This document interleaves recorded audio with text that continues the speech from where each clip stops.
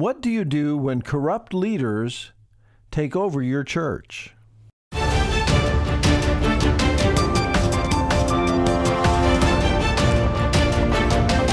Occupying Till He Comes at Southwest Prophecy Ministries.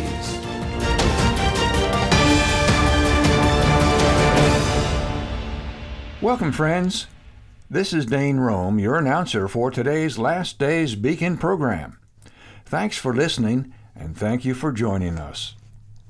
And just a reminder that these programs are supported by your gifts to this ministry.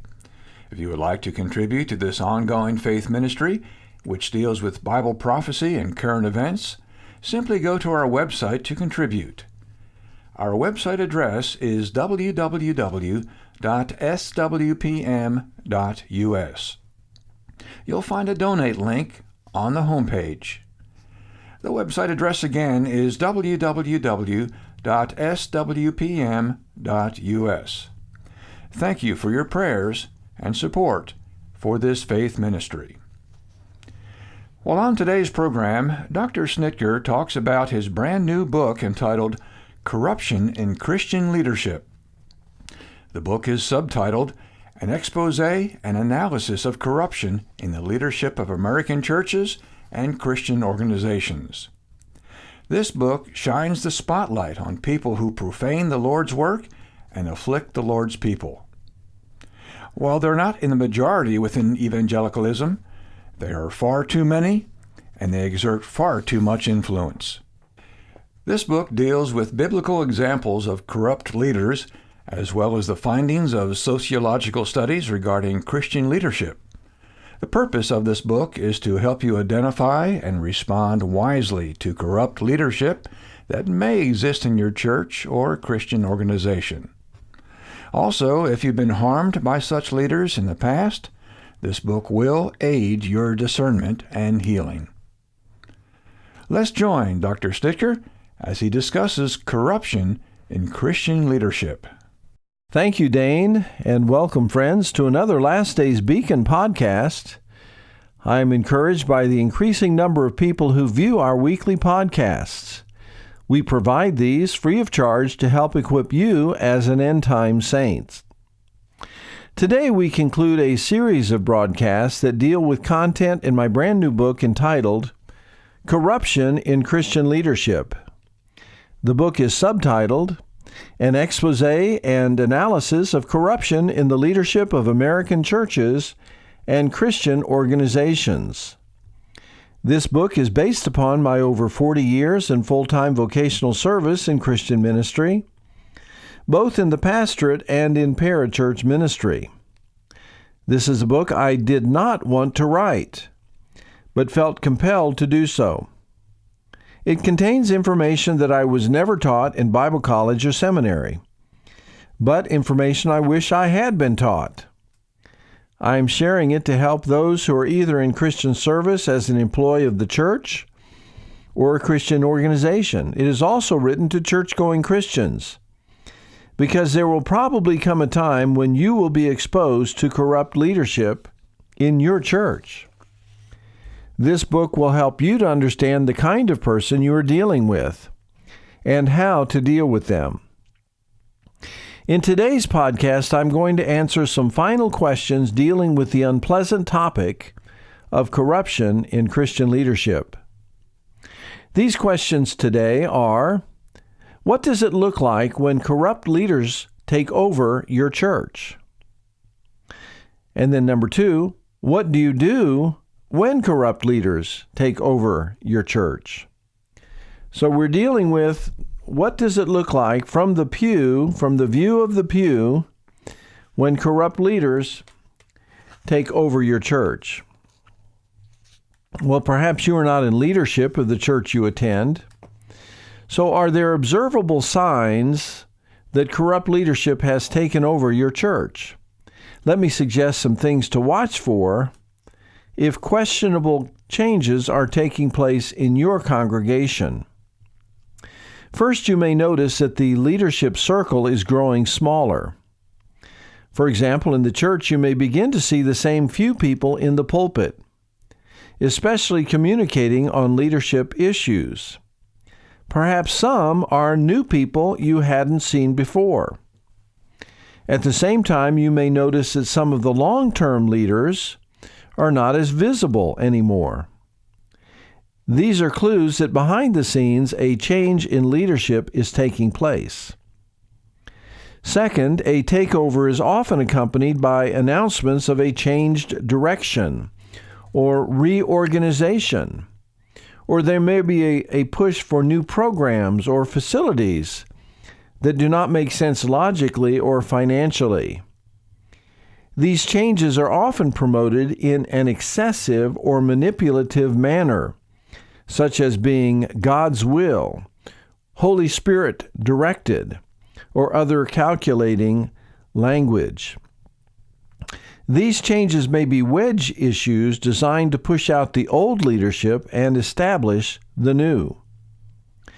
Third, you may begin to hear generalized accusations about divisive or disloyal troublemakers in the church.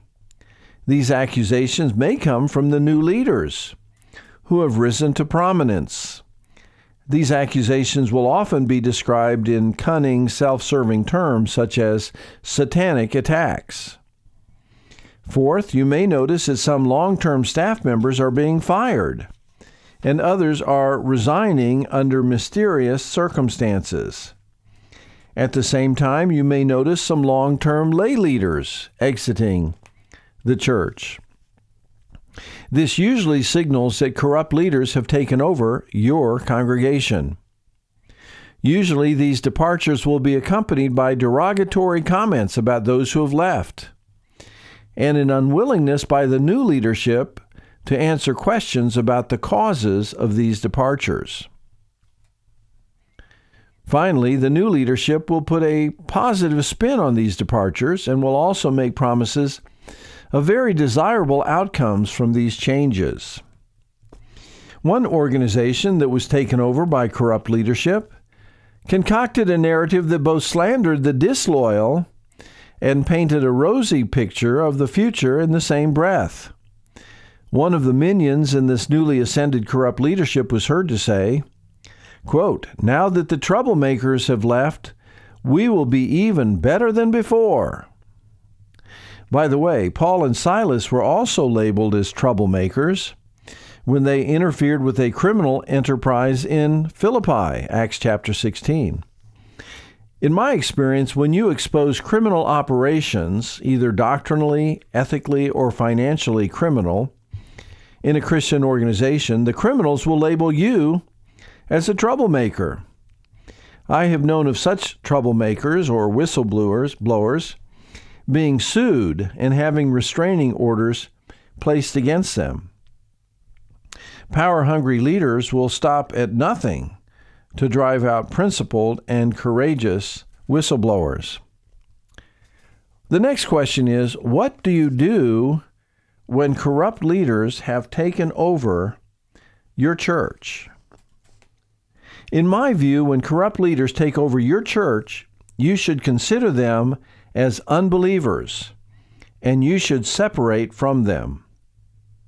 If you think this evaluation is harsh, consider that the Apostle Paul referred to corrupt religious leaders as grievous wolves not sparing the flock, Acts 20, verse 29. In my view, you are wasting your time to try to unseat them. Once they have taken the reins of power, you have no other recourse but to leave and leave quickly. I have known of individuals who have tried to stand against corrupt leadership, and they always lose and get badly bruised in the process. I have personally known and counseled individuals who have been subjected to spiritual abuse by corrupt authoritarian leadership in their church and who have had the courage to leave. Recovery for such individuals is often difficult and protracted. However, the sooner they leave, the quicker they recover. I've had many people through the years talk to me about how bad things are in their church, about how the pastor does not preach the word, about how the leadership is corrupt and abusive. When I counsel them to leave, they say, "But I don't know of any good churches in the area. Where do I go?" If you do not think you have a good church in your area, let me give a couple of suggestions. First, there is a website that you may want to check out that has a directory of churches. And this is the directory, the website, www.chuckbaldwinlive.com. That's chuckbaldwinlive.com. There's a link on the right column of the homepage called Black Regiment Pastors. Within that link is a directory of sound, liberty-minded churches and pastors all across America.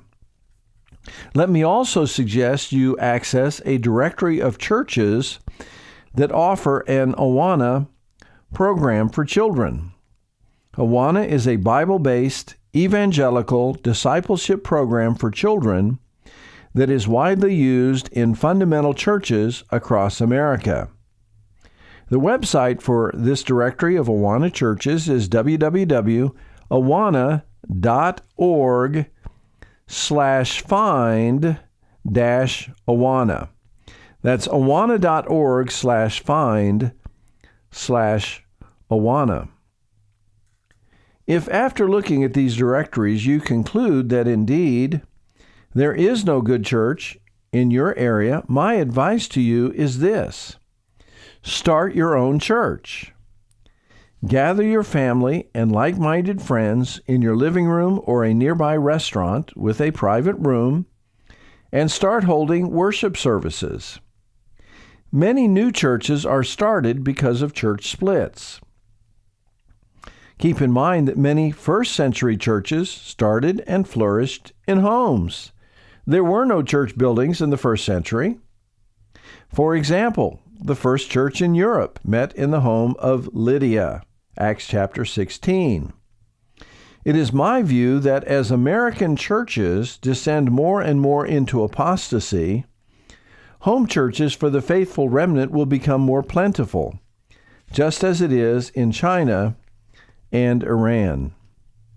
Do not think it is impossible to start your own church, for that is how many new churches get started. Consider the encouragement that God brought to Zerubbabel as he began the difficult task of rebuilding the temple. God said, "This is the word of the Lord unto Zerubbabel, saying, Not by might, nor by power, but by my Spirit, saith the Lord of hosts. For who hath despised the day of small things?" So, my friends, do not despise the day of small things, because small things can become great things. We also read in Daniel chapter 11, verse 32, "But the people that do know their God shall be strong and do exploits." So, my friends, if your church has been taken over by corrupt leadership, do not become discouraged. Perhaps in the plan and providence of God, He is tapping on your shoulder and urging you to begin a new work for God. Well, I think we've reached a good stopping point for today. Thank you for joining me over these past 3 broadcasts as we have considered questions regarding corruption in Christian leadership.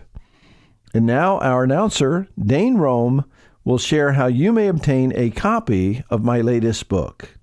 Thank you, Dr. Schnittger. Today, we're offering a brand new book by Dr. Schnittger entitled Corruption in Christian Leadership. The 70-page book is full of information that will help you identify and respond wisely to corrupt leadership that may exist in your church or Christian organization. Also, if you've been harmed by such leaders in the past, this book will aid your discernment and healing. You may order this book by going to our website, www.swpm.us, and typing Corruption in Christian Leadership in the bookstore link. This book is available for a gift of $4.99 plus shipping. The website address again is www.swpm.us, and the name of the book is Corruption in Christian Leadership, available for your offering of $4.99 plus shipping. Well, friends, thank you for joining us for today's podcast. We look forward to seeing you next week for another Last Days Beacon program brought to you by Southwest Prophecy Ministries. Until then, this is your announcer, Dane Roan. Thanks for listening.